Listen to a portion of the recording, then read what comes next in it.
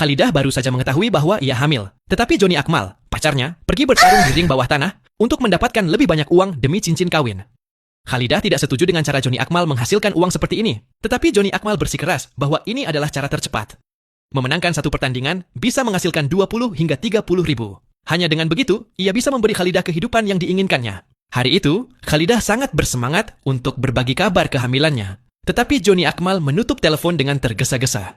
Ia baru saja menerima tawaran pertarungan baru melawan juara ring bawah tanah. Jika menang, ia akan mendapatkan hadiah 50 ribu dolar.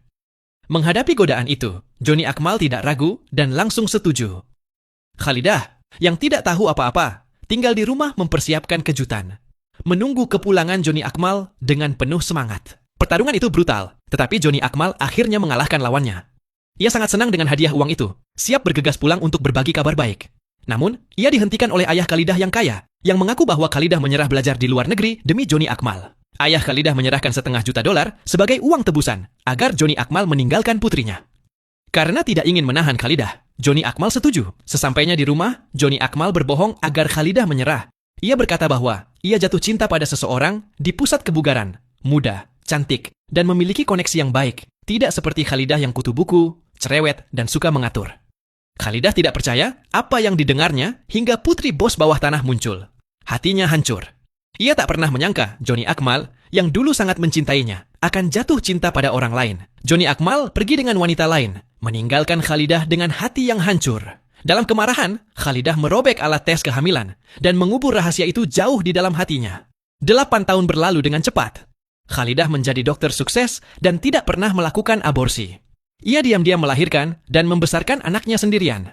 Suatu hari, setelah menjalani beberapa operasi, Khalidah dipanggil untuk operasi darurat, berlumuran darah dan terluka parah. Tanpa ragu, Khalidah memulai operasi. Untungnya, Joni Akmal diselamatkan tepat waktu dan nyawanya tidak lagi dalam bahaya. Saat Khalidah keluar dari ruang operasi, ia bertemu dengan putri bos bawah tanah yang pernah beraksi bersama Joni Akmal. Wanita itu langsung mengenali Khalidah, mengira ia datang untuk merebut Joni Akmal. Ia memperingatkan Khalidah untuk menyerah, mengatakan bahwa Joni Akmal kini adalah tunangannya dan kepala mafia baru. Khalidah merasakan sakit yang menusuk hatinya. Menyadari dunia mereka tidak lagi tumpang tindih, ia berbalik dan pergi. Namun, saat Khalidah berganti pakaian dan bersiap pergi, direktur rumah sakit menghampirinya, memintanya untuk mengganti perban Joni Akmal sendiri. Khalidah menolak, tetapi direktur mengungkit kebangkrutan ayahnya di masa lalu, mengingatkan bahwa Joni Akmal kini bukan orang biasa. Tanpa pilihan, Khalidah pergi ke kamar Joni Akmal untuk mengganti perbannya. Joni Akmal memanggil nama Khalidah dalam tidurnya. Hati Khalidah bimbang, tetapi ia segera berdiri dan pergi.